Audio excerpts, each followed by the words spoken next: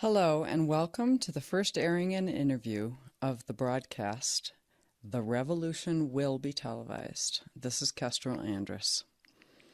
These broadcasts will concern themselves with the issues of consciousness.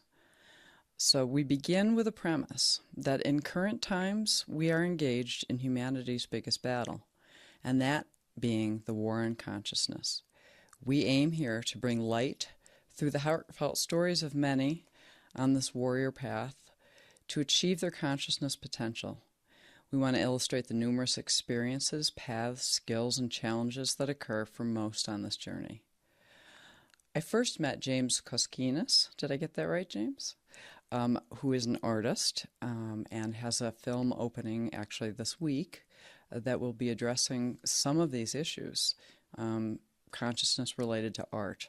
So what a more perfect person to start with. So thank you, James, for being here. Thanks, Barbara. As often happens, James approached me and said he had a story to share with me, and that somehow we both knew that he needed to share it with me and that I would understand somehow. As is the case with many on this journey, his story involved a dark night of the soul, or in fact numerous ones, or sometimes we call it a death and resurrection experience. This sort of psychoneurotic experience is to be expected as one transforms and comes in forms such as out-of-body experiences, suffering and healing from extreme trauma, deep connections with the creative process, which James I'm sure will talk about. Sometimes it takes years of meditative practice. As a lifetime therapist, I can tell you that most usually there's going to be an experience that brings a person that has the ability to shift their consciousness to the brink of death. It's going to bring them to their knees. It's from this place the person returns with almost like a fish scales removed from their eyes, and only then is able to experience seeing, accessing, and interacting with forces greater than our ego selves. When you hear James's story and self-healing, you'll have a greater understanding of the how, what, and why, and the various permutations of his journey and how it relates to his art. Our biggest goal here is to offer listeners the opportunity to know they are not alone on the path, that disintegration, which James will be talking about so eloquently, this kind of disintegration is to be expected and supported so that a transformation can occur. We are truly the ones we've been waiting for. Here our revolution begins with occupying ourselves. James, thank you so much for granting me this interview time. I know you have a big weekend coming up with a screening of your movie. We'll undoubtedly touch upon some of the topics of your personal journey and consciousness. Very honored to have you here.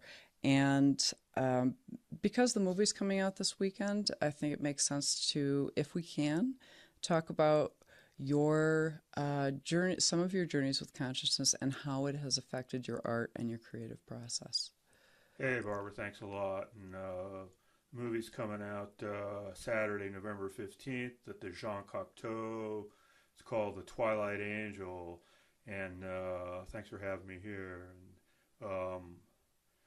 you and I have had like this conversation before our interview going on pretty intensely, and I just kind of pick up on that. And we're both artists. We met at an art opening out in Row, and we immediately just hit it off and started talking, telling stories about ourselves. Most of me telling my story and you listening, but I'm out of that. We're like knitted together this relationship. So first thing I would say is, since I'm an artist and predominantly a painter and a visual artist, I spent most of that time, actually a good amount of 30 years alone, and being thrown back on myself making art. And especially in the visual arts, there's not really a language that is a written language about what you're doing when you're painting, or even when the paintings come from. I'm not sure who said it, but I think maybe Jung said it, but you stick your hand into that dark or that empty area, and you pull a painting out. And since I've done thousands of paintings, literally, have been sticking my hand in that area for years and years and years, and forming a relationship with it. In the very beginning, before I actually started to paint, I don't think I had much of a relationship with it. And I think that you're talking about the dark night of the soul. And I think here's where my journey starts. And I was in California, and I was pretty much doing what everybody else was doing in California at the time, trying to make money, chasing money, struggling, trying to buy houses, cars, clothes, go out, and basically got very involved with my own ego.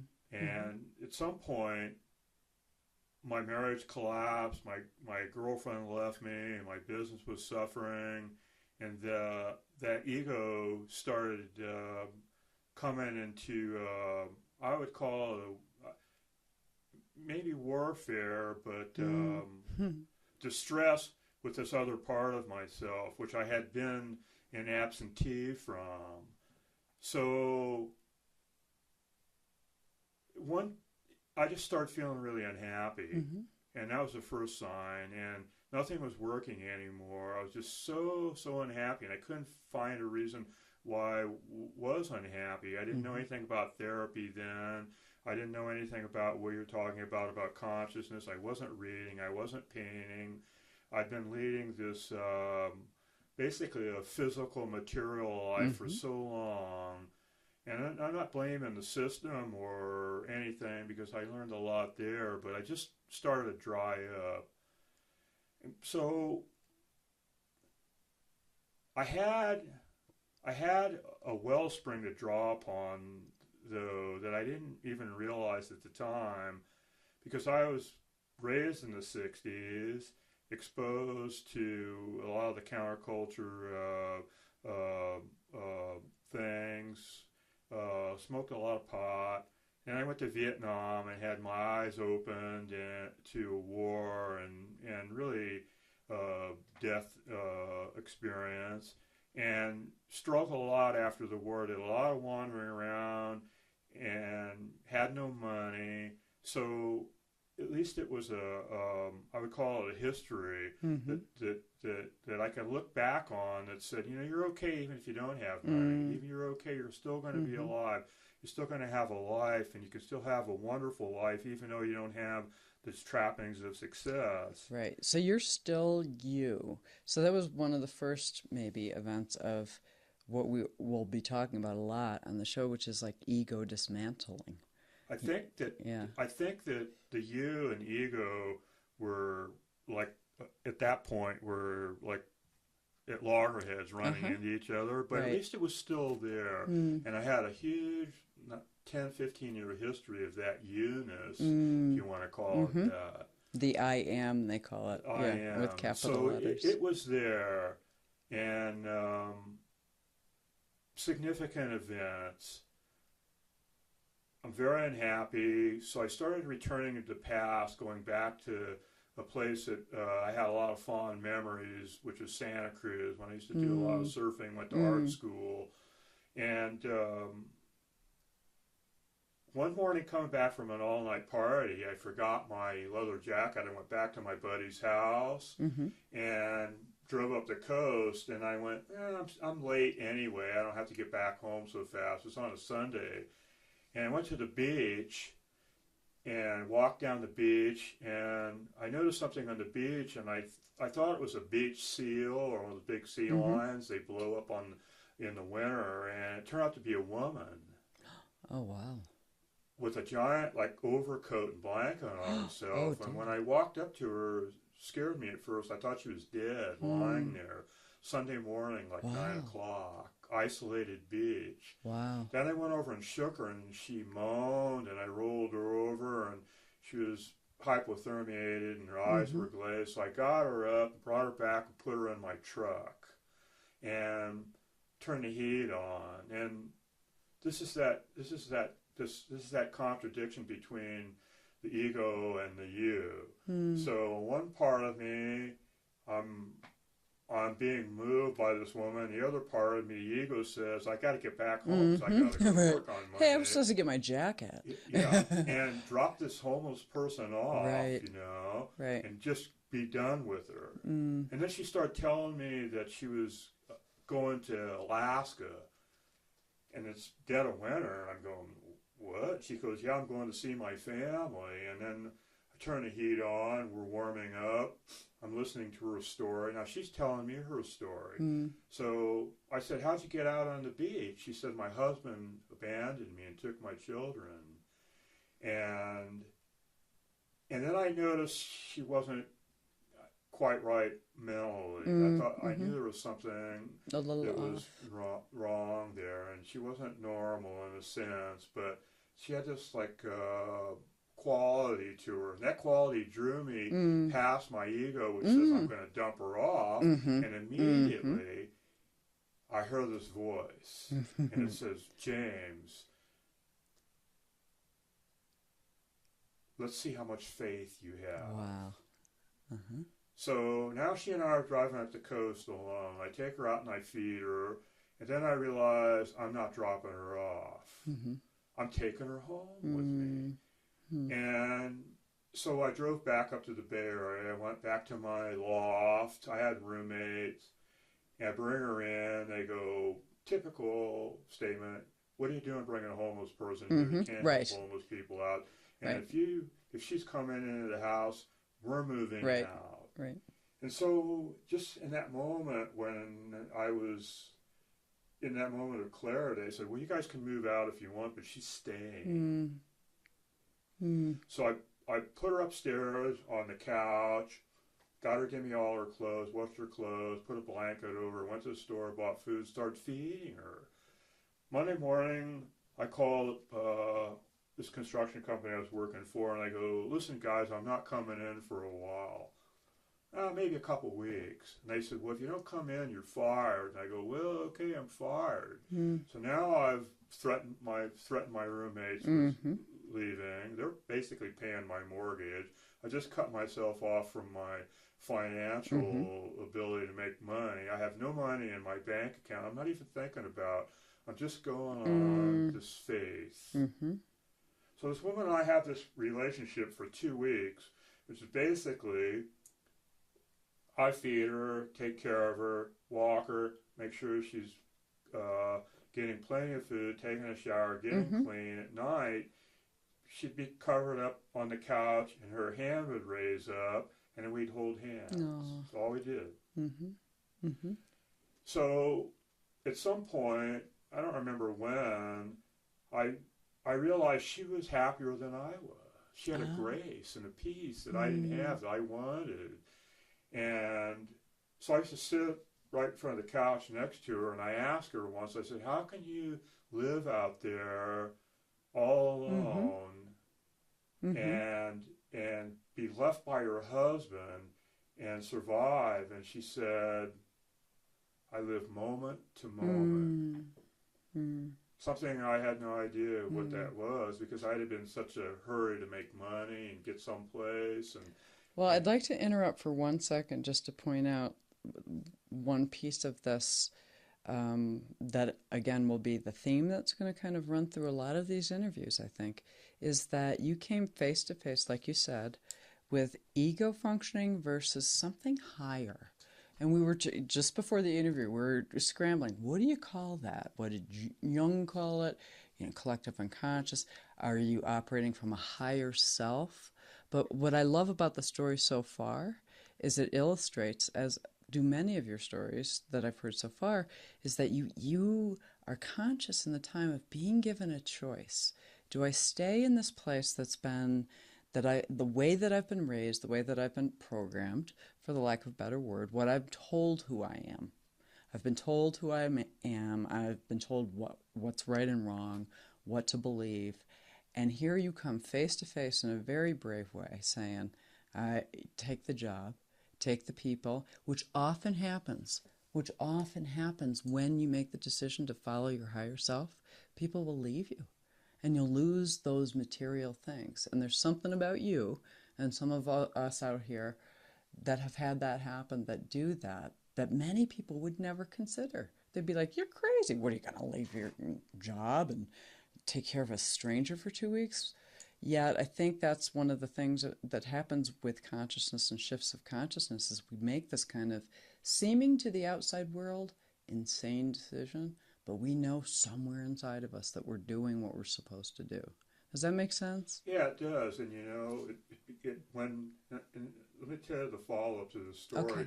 And that'll sort of bring it full circle, because we're just talking about abstract ideas right now. Mm-hmm. And at some point, if the story would have been, okay, the guy takes care of the woman, and then 2 weeks later goes back to his life, and he had like a little moment, he was a good Samaritan for 2 weeks, and he went on with it, it'd be a different story. But the story was that when I took her to a woman's shelter a couple weeks later, and she asked to go.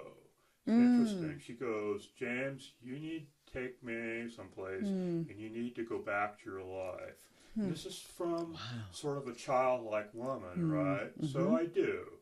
So I take her to a woman's shelter on a Sunday. I go to work on a Monday morning and fell off a building within an hour. Wow. Almost amputated my wrist. So by 5 o'clock that afternoon, I'm on the very couch she was. On a full cast. And totally, absolutely freaked out in fear. Now I have a broken arm. I can't go to work. Now I have no roommates or threatened roommates leaving. Now I have no job. So the only thing I could think of was think like her, moment to moment. I was hoping you would say that. That's my initiation. Wow. And so now the very thing that's been in front of me that I wanted, which is her peace and her tranquility, is something that I have to practice to survive, So the story gets much longer, but what it led me to is, once I heal up and everything, is I'm leaving this life and I'm going on a classic vision quest, because it no matter what, as soon as that event happened with the woman, I knew I was not going back to the Matrix. Yes. I went back to work, but it was never the same. And I never, and the whole society, everything I saw looked different at that point. I knew, I told you this, at some point, I think, when I knew that I had to go, I drove back to the beach and stood in front of the ocean on a cliff, and I said something like this, a prayer of the universe: I'm going to find out who I am. I'm going to the end of myself, which I didn't know at the time meant what you were old saying. Self, and I'm going to find out the reason I came to this planet, and I will do it to the fullest of my ability, And so then I went on my vision quest, and that's a long story. Probably you're going to have to read the book. I'm going to write about it. And would you be willing to tell the piece of the vision quest that you told me when we first met? Here's part of it. Significant. I'll give you some significant events. Another one of these things where you're following your higher self. I'm packed up. I've sold my house. I sold my house. My beautiful loft, which I love. I sold my trucks. I'm in an old Datsun that I bought. I'm headed out back east to go back to art therapy school, because I decided I needed to go to be an art therapist. I don't know why. I wanted to do it. So, but now I'm an adult leaving on a trip. It's not like when you're a kid and you're not afraid. I have an immense amount of baggage and all those things. Failed marriage, left my business, and this whole thing. Right. Lots of stories going around your head about who you are. I'm in my 40s, and I'm going back to school. I have my Datsun filled up with about 10 possessions, everything is great. I'm going through the Ojai Valley. I've got John McLaughlin on. And I'm listening to this fantastic music. I go to the edge of the desert, and it's the sun's starting to go down. And I get out of the Datsun. I'm sitting on my hood of my Datsun, and I felt the most unbelievable fear I've ever felt in my whole life. I was so afraid going into the unknown. I looked back up at California. I wanted to go back so much because it's everything I've known. It's my whole investment. Here I am, no money ostensibly. I'm going to be an art therapist. I don't know anybody. I'm going back to this Leslie College, and I wanted to go back so bad, and I felt the fear was so great. And all of a sudden, across the desert, vision, a woman comes out of the desert and appears and stops in front of me, 30 feet away. Another voice says, "Will you come? There's only room for one." And be aware this is a very dangerous trip. You could die on this trip. Yes. But will you come? And without a moment's hesitation, I stood up and said, "I'll come." I'm in. I got into my Datsun, wound it up, 4-speed. I going through the gears. I looked back in the rearview mirror, and my whole path just closed right in front of me. I could see it in the rearview mirror. Everything just closed, and now I was like in a tunnel forward, and I was headed for my new life, just like that. And miraculously, it seemed like the car was speeding across the desert floor, and the wheels weren't even touching the floor, and I was in a tunnel, and I was, at that point, no fear, and no past, and not even worried about the future, just totally focused that I was headed someplace. Do you have any sense, I just have the urge to ask this question because it's been floating around in my mind. Do you have any sense of why something like that can be revealed to you or a me? You know, I have similar stories, and there's, you know, a lot of us, or some of us that have these stories, that we will walk away from things that other people would say, "What in Sam Hill are you doing?" What is it about certain people that, like you, that would have the courage, would be approached by that woman in the desert? Do you have any idea?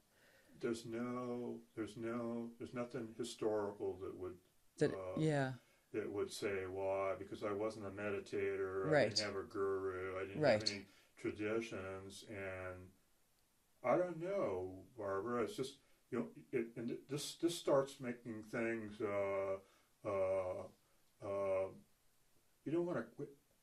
I hesitate to say the word special, but I felt like this my whole life.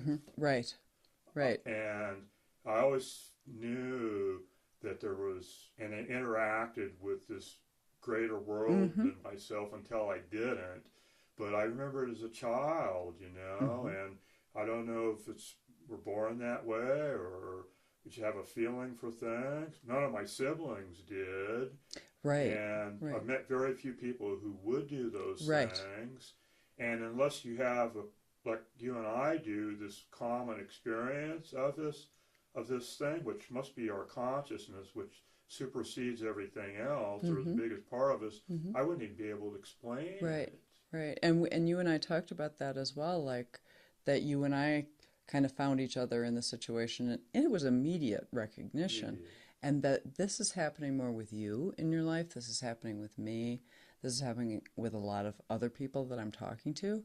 So it seems like whatever it is during this time in history, that there's a way that we're finding each other, but not by trying, by showing up in the right place at the right time, by following that quiet inner voice that says, "I need to go to Pecos today," or, you know, whatever. And then the things unfold. But it's an interesting dynamic that it's just, you kind of just have to show up, and then whatever that universal intelligence is starts to take over, and we find each other.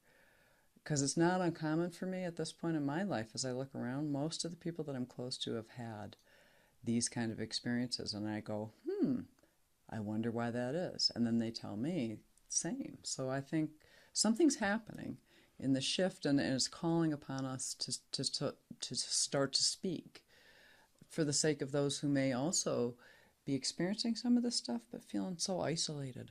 And I think that there's a tradition, though, for us, for people that are, because we have a tradition of saints that showed up in the beginning of the world, or since modern time. We have Jesus, Muhammad, Buddha, and all the Indian saints. We have the Native American healers, Black Elk. We have the shaman that have been in societies for millennium, right? Who've left the tribe and come back with information. And so maybe we're just... on the Vision Quest, I ended up in Maine on an island with the Penobscot Indians, which is another strange story, where I was working on a house on an island, and a Native American girl was in the yard one day and said, "We've been dreaming about you coming, and we don't know why, because we don't necessarily like white people or carpenters." So she used to take me to these, like fire talks, elders talks. Yes. And I remember once one of the elders said, the shaman are coming from the west now, because the white people are our big brothers, and they have all the power and stuff. So we don't know. To me, it's not even an issue of why or how. It's just I'm glad I found out about myself, before it was too late. Right. But I just remember this kind of feeling ever since I was a little kid.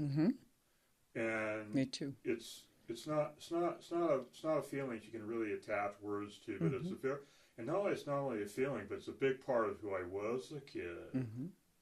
And as a kid, I was more of that than I was ego. Right. And I was I was more of that than I was this. And so I distinctively remember it. And I grew up in the desert in Scottsdale, and my backyard was a desert, and most of my childhood was in this timeless natural world, no shoes. I climbed over the barbed wire that divided the neighborhood, civilization from the desert. And I just disappeared in the desert. And so I spent my whole childhood out in this environment with this part of myself. And maybe that's part of how and why you've been able to have some of the experiences you had. I believe that we are born when we're children with the knowledge of who we are, and we forget. I think we do. Yeah. So like you described, especially age appropriate, right? I'm guessing when you were out there doing your whole manifesting thing with your self-will, making the money and the marriage, and doing what we're told is successful. Yet as a child, if we maintain that memory of who we really were, that's not usually the way it works. And so I think for you, maybe one of your fortunes was that you did have the opportunity to linger a little bit longer than most with nature as a child, so that you didn't forget the piece. And so even though you did forget it, there was something in you that compelled you to return to it. Yeah, that's fantastic to say it that way. I probably lingered for 20 years or more out there. And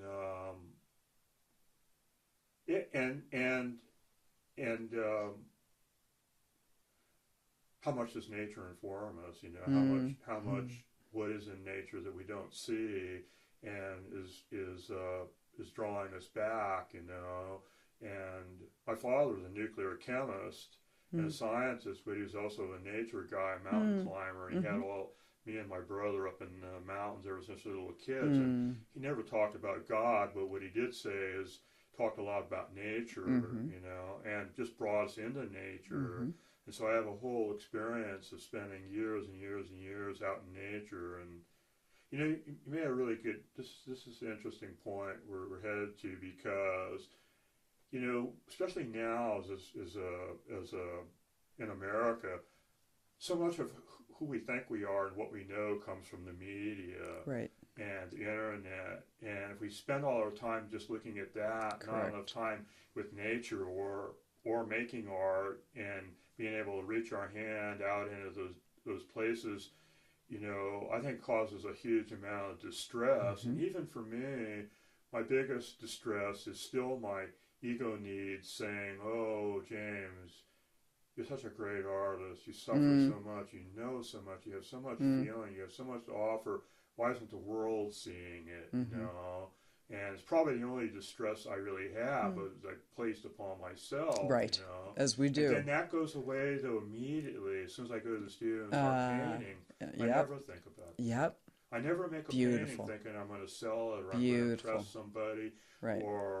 And I'm always usually absolutely wonderfully astonished at where the art comes from.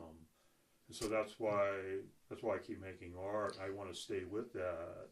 So that beautiful feeling that happens, and I know it well, you kind of lose track of time and space. It's the kind of thing that happens when we're kids, you know, playing.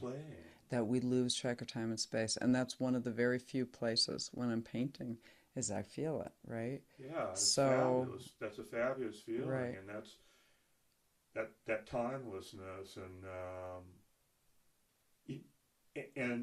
to stay there as much as possible, you know, and not be pulled away from it by like my distraction with my mind, my own sense of you know, money, wanting to be famous, or my own ego needs it. But as soon as we go to the studio, you know, put your paintbrush on the canvas, it's all gone, you know.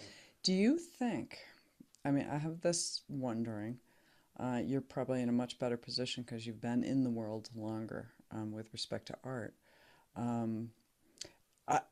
People ask me if I'm an artist, and I always say no, and we always laugh, and there's some kind of thing that ensues about that, or why one can or cannot or should not call themselves an artist. The fear of saying I'm an artist would be that I would lose exactly what you're talking about. And so beautifully, you've been able to be a professional, successful artist who has not lost the childlike, the reason I paint, which is to go into that beautiful state that you do somehow connect to your higher self. I don't know how it works, but it's a peaceful place. Have you seen people that have got so caught up in needing to make money from their art that they stop enjoying producing it? I can't say for sure because maybe they're just being themselves and painting what they know. Okay. For me, you know, it's I got to paint what psychically comes up. Right. So that's my perspective. But from my own perspective, yeah, I think that you have to get yourself out of the way completely. And one of the best ways to do it is just go to the studio every day, and it sort of takes care of itself. It does. Okay. Yeah. It's playground, like you said. And if you you know what, I'll tell you something about the word artist. What a strange word. Aren't we all artists? You know, and we're supposed to live our life as art. And just because you make something doesn't mean you're an artist. What if you just see something in a way every day that's beautiful, but it's not recorded? Isn't that also making art? You know. And one of my great mentors, teacher, artist, the great artist Bob Winston, who was an unbelievable sculptor and gone now and came out of the 30s and 40s, used to say, we're not artists, we're just creative people, and everybody's creative, and the whole world is creative in front of us. He was another guy who thought nature held the key to all his forms, organic forms and forms. I'm not saying he copied nature, but he looked at it and took a lot of pictures of it. So I always say I'm a creative person, and then, you know, okay, I'm an artist. It's simple to tell people are an artist, they understand it. Right. You don't have to get on a long conversation about creativity, but yeah, it's a word that I'm careful about. And you know, something else too, that people that like us that have had a second chance. See, we're getting a second chance, or a third or a fourth. Get second chances. Yes. And I've already messed up my life, and know exactly how I did and when I did and all the feelings I did around it, and I'm acutely aware of that, and so I know that I don't want to tread back into any of those areas again. And And maybe we need to mess up more than once sometimes to understand where we don't want to go and where we do want to go. In my case, it's a lot of mess ups, you know. But the failures are actually just fodder for good art. Exactly. You know? Fuel. Because if they lead to any kind of pain, suffering, or understanding about yourself, and you get to the end of that, and you're still alive, and you can find your joy and beauty, and all of it goes into your painting. Makes better painting, more powerful painting. So yeah, and that's all part of the story, and I think all that's good, and I'm glad I did all those things.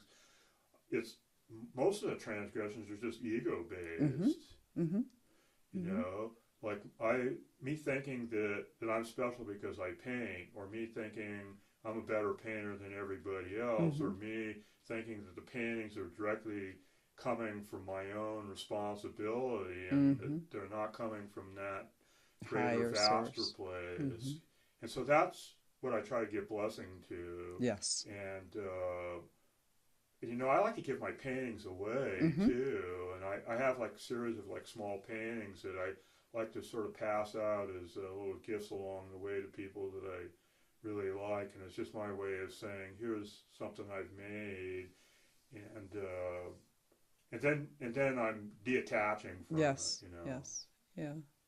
Yeah. Even though I'm still trying to make money selling my art. So. Right. So maybe at this point, let's take the conversation towards your upcoming movie and how it relates to your life story of having numerous experiences where you were given and someday we'll get into those stories a little more, and you have said you want to write a book, which I think is a great idea because you've got a lot of good stories about these very things, these times when our ego seems to be our worst enemy. And there's a line from some song, I think it's Sheryl Crow, that says, I got to get out of my own way to let myself by. So you've done that, you know. Oh, that's a great line. Isn't it a great line? Yeah, and you know, going into the movie, my film is basically a one-man play filmed as a full-length feature, and this is sort of classic synchronicity where you're just saying, so James is being filmed in his studio, James is telling stories, and James is painting. So here's my greatest distress about my responsibility in the movie. I'll tell you about my buddy who filmed the whole thing and his responsibility. We spent, I'd say 3 months, an enormous amount of time shooting James just on the camera.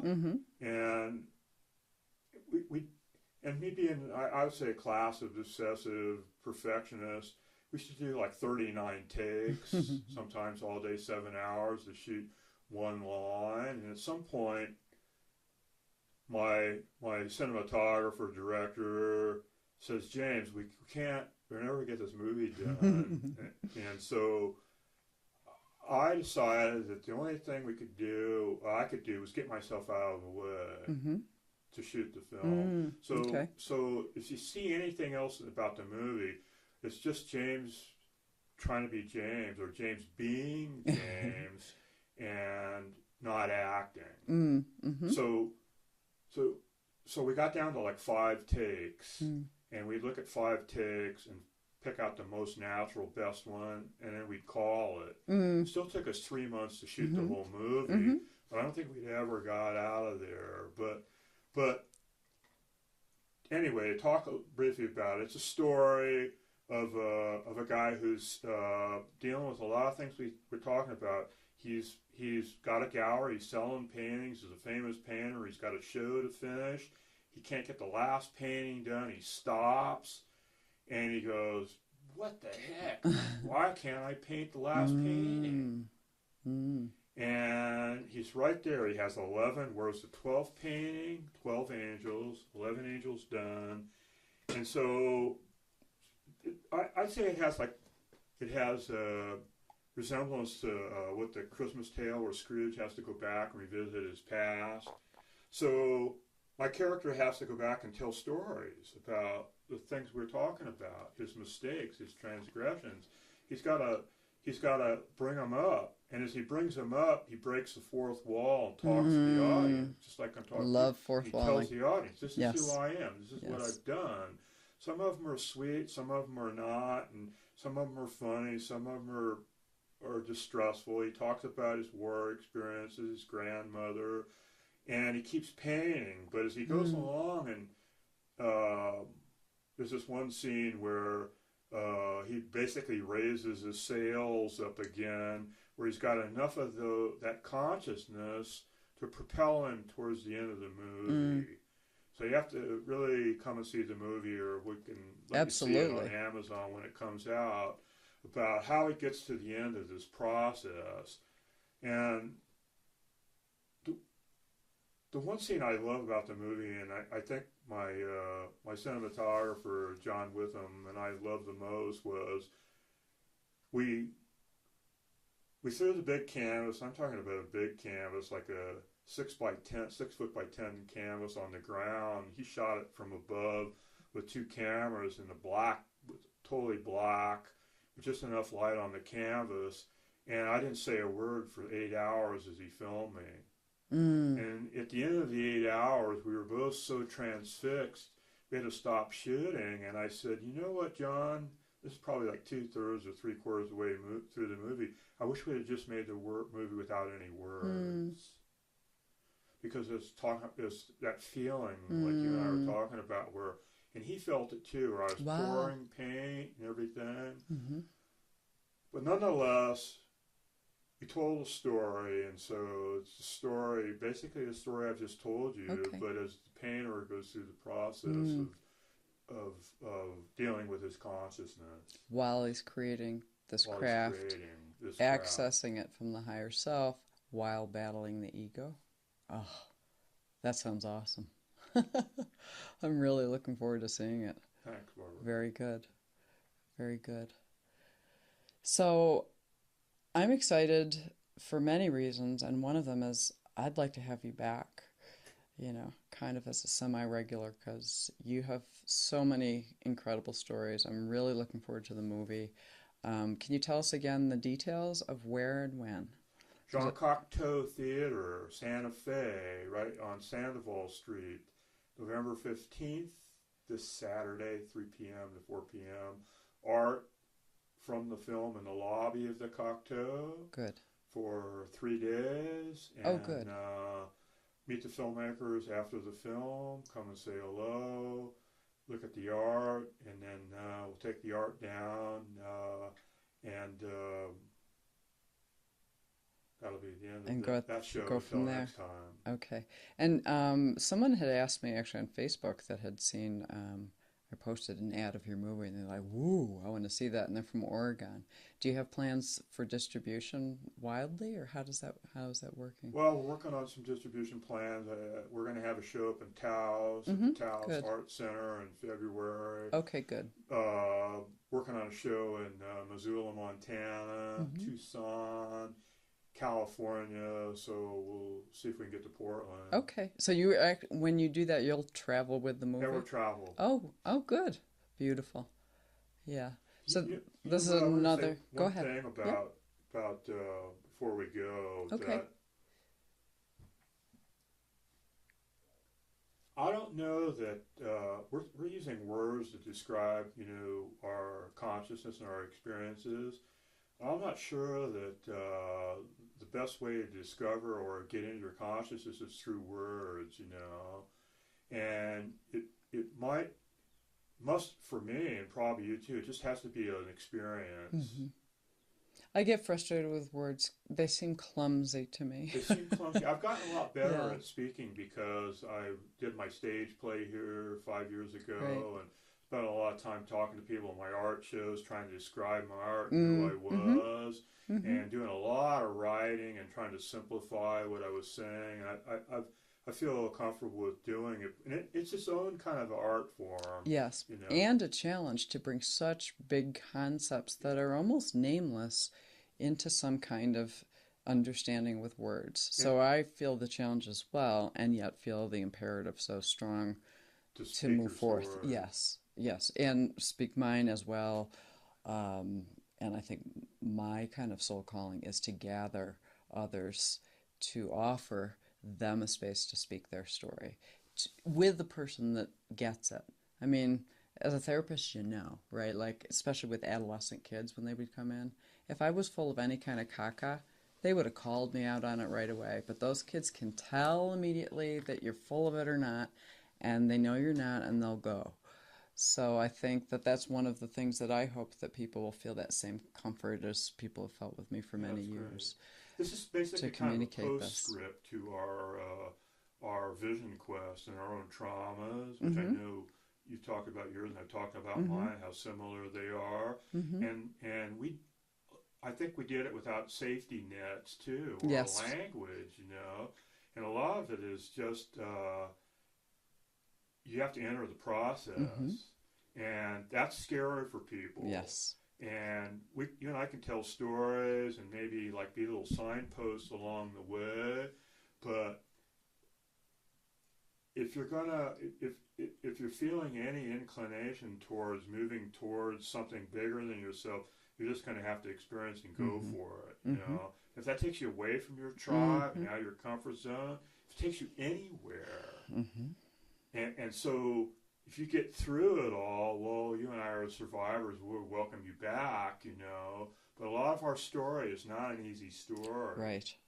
And I think one of the motivations for me in all of this is that I've had many years of knowing people like ourselves and working with people that come in, and they come in with that traditional medical model. My doctor told me to come. They said I was depressed. They said I needed to take this medication. And so by the time they get to me, they're already kind of numbed out. If they get to me before they're numbed out, this is good because I get to give them the message, which is really the purpose of what we're doing today and what I hope to be doing in the future, which is that this kind of what they would call psychoneurotic breakdown. Okay, so the way that traditional society that would value you for having your house and your job and blah, blah, blah, they and the establishment of our current medical westernized medicine would say, oh, that person's neurotic. So we're going to label these people. And when my clients would come to me, I'd say, there's nothing wrong with you. What you're doing is going through a transformative process, but the thing that frightens me and the kind of goal of collecting people to speak is so that we can get the message out that if you're going through that, you're not crazy. You're actually waking up to sanity.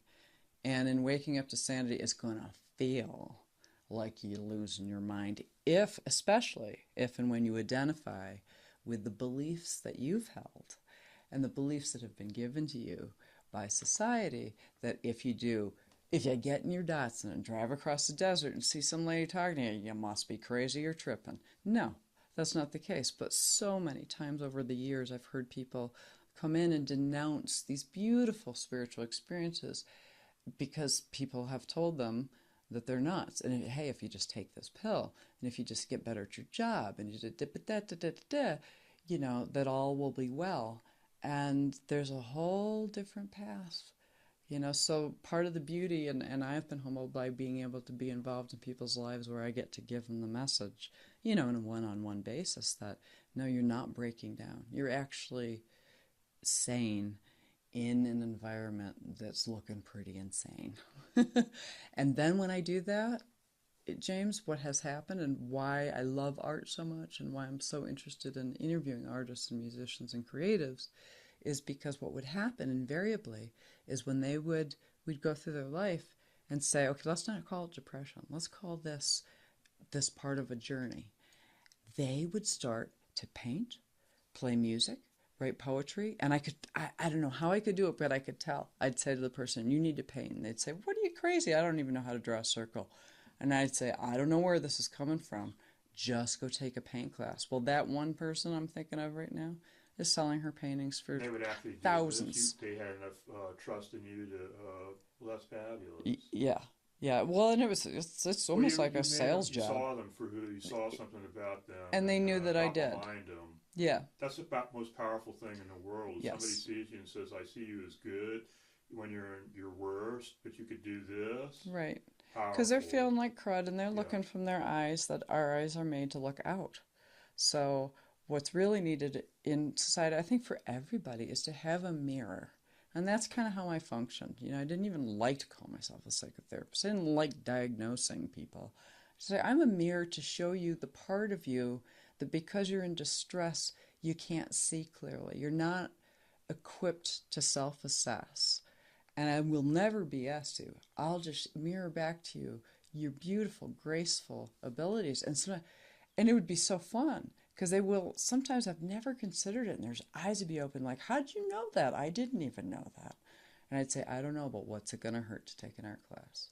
Or, man, you just wrote that down. I want you to keep writing. I think that's powerful because Mm-hmm. you're seeing them and not judging them, and the judgment is what holds us all Holds back us from back.